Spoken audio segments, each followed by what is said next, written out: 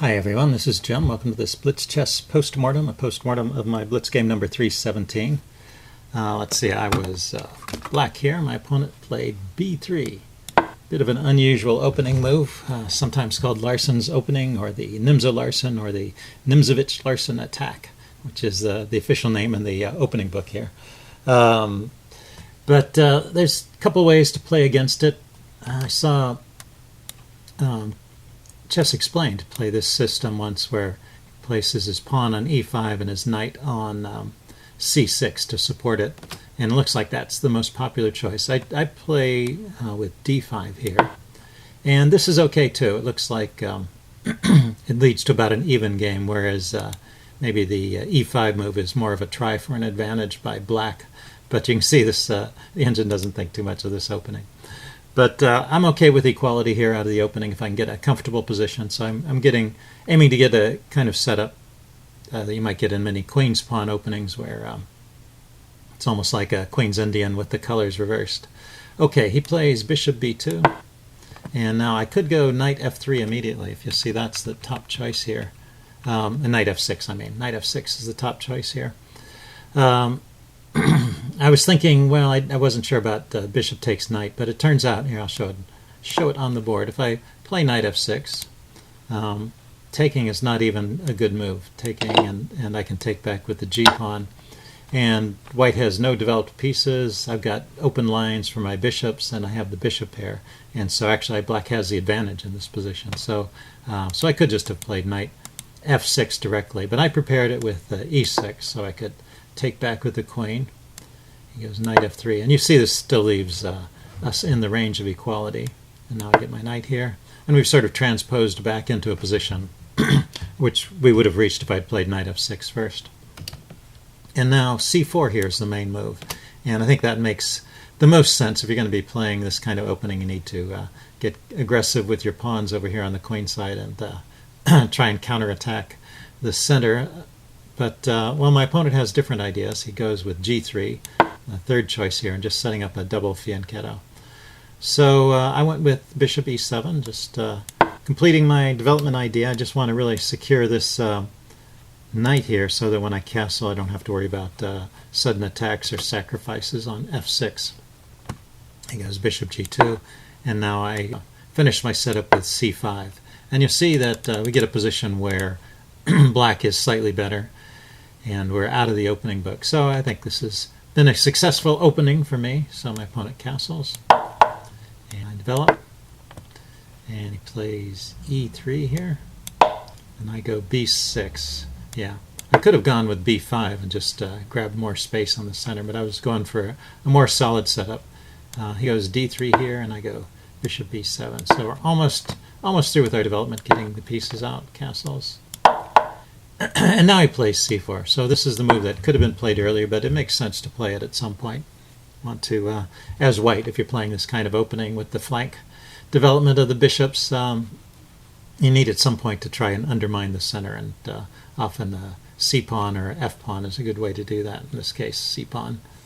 But I don't have to do anything right away. I play queen c7, just getting my queen off the back rank and preparing to bring a rook to d8 there. My opponent goes rook c1, putting his rook opposite the queen, and right here it looks like I could already play knight b4. I didn't play this, but notice that this pawn is not defended, so it already starts with pressure on his position. I continued with my plan of rook a8, and he went to d4. And once again I could play knight to b4 with some advantage, because even though I'm no longer attacking a pawn there, it's a nice hole. It also attacks this pawn on a2. So the way to play for an advantage here is knight b4. I took, because I wanted to open up this file towards his queen. And now white would be okay if he were to just take back with his knight, or even with his pawn. I think that's probably fine too. But instead he took back with the rook. So if you didn't see the game, you might want to see if you can spot the tactic here. So as I mentioned in the description, there was a regular glossary of tactics here. This tactic is called the skewer, where you're attacking two pieces that are in a line like that, and usually the more valuable piece is in front and it has to move out of the way, and then you take the piece behind it. But in this case, it's also a skewer when the pieces are of equal value, sometimes called an X-ray attack. Anyway, this just wins the exchange.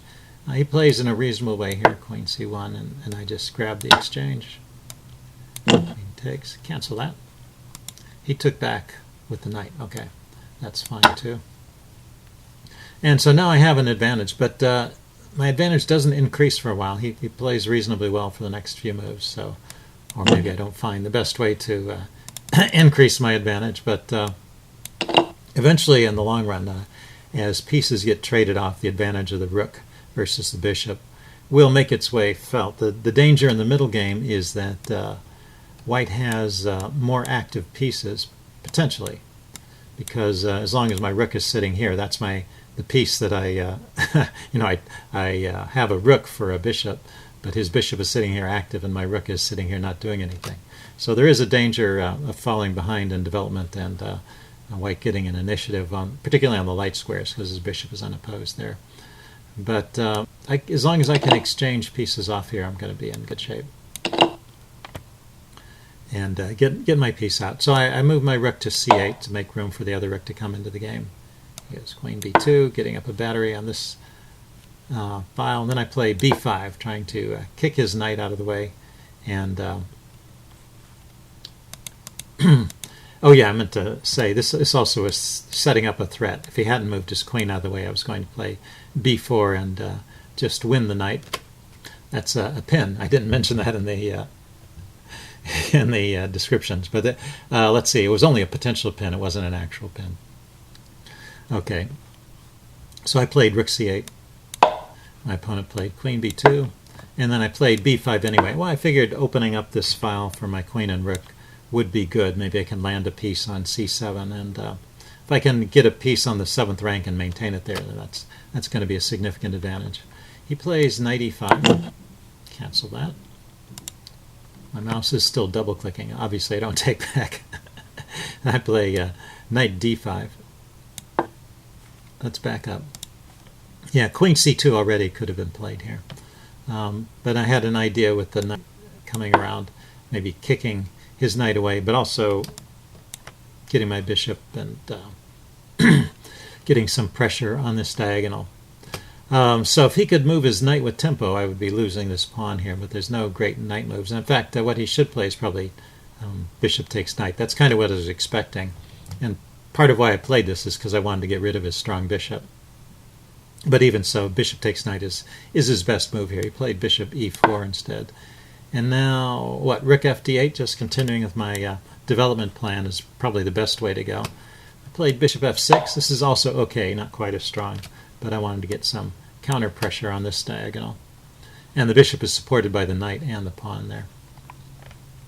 So he played, once again, he should probably take my knight. He played knight to g4. And now I'm in good shape here. His pieces are now somewhat awkwardly placed over here. I mean, he's gathered them in an attempt to get an attack going against my king side, but they're just not well coordinated. And so I start with this move, bishop takes d4. He takes, cancel that. Queen takes. And now knight c3 is the way to continue. I didn't catch this idea right away, but there's a fork threatened here, and he can escape the fork by taking my knight, or so it would appear. So knight c3 just gets my knight out, and I'm directly threatening this fork here. So after knight c3, what could he try here? Knight f6 check just gives up a piece. Say bishop f3, just dropping back, not wanting to exchange off another piece. Then I still have f5.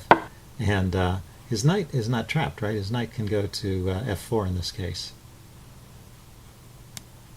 I mean, e5 rather. And rook fd8. So it is like a knight trap as well. So his queen can't stay in touch with the knight, and I'm going to win that piece. So he's already in big trouble. I didn't play it in the most efficient way here. I played queen c3, still with the idea of just simplifying and getting to an endgame where I have a rook against a bishop and I'm better. He could just trade here, but he got a little bit greedy and grabbed a pawn. Once again, bishop takes d5 is the main move here, and the game would have continued. Bishop takes d5. And I have to take his queen first because my queen is hanging. Well, it's not hanging. So I could take his bishop, but I wanted to trade queens. So he takes back, and then I'll grab here. And yeah, it's 2 rooks against a rook and a knight and an even pawn structure, and I was thinking this would be a pretty easy endgame win. Instead, he grabbed a pawn over here on a7, queen takes a7, and now I spot the fork. I play this, and I realize that he's going to be able to escape with the bishop takes, but I thought his knight would be forced to move and I'd gain a tempo and I'd be in pretty good shape. I didn't realize that in fact his knight is completely trapped, has no squares. Those are all the squares it can move to, and they're all covered. The queen is covering the one escape square that's not blocked or attacked by pawns. So he's in trouble here. He plays queen a6, and I just grab the knight, and it's pretty much over. Let's go through the next few moves quickly. He grabs a pawn, but I set up this attack on f2, and there's no way to refute it. The engine is suggesting running away with the king to h3, and so I'm just going to take there and try and crash through. He played queen h4. Now there's a mate in 7, starting with rook takes f2. He takes back, and now there's a mate in 3, and this is a nice little mating net. So if you want to pause for a moment and see if you can visualize the mate in 3 here. Okay, I'm going to play through it. So queen takes first, and if the king goes to the corner, then queen to f1 is checkmate. So the king goes to h3, and now you have this diagonal check, a very common theme in these pawn structures. The king can't come back through the pawn, so it's forced out, and then you have this nice mating pattern where the queen cuts off all the escape squares, and his own pieces are blocking the 2 knight move escape squares that he might have there.